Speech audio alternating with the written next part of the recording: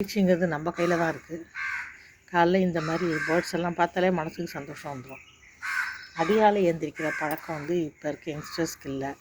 இவங்க ராத்திரிலாம் முடிச்சுட்டு பகலில் தூங்கும்போது பாடி அப்படி வெளத்து போகுது. ஒரு நாள் தூங்காட்டினா கூட எனக்கு அவ்வளோ கஷ்டமாக இருக்குது. ஒரு நாளைக்கு கொஞ்சம் கவலை ஜாஸ்தி இருக்கும்போது ஜாஸ்தி படும்போது ஒரு 3 மணி 4 மணிக்கு மூச்சிட்ருப்பேன்.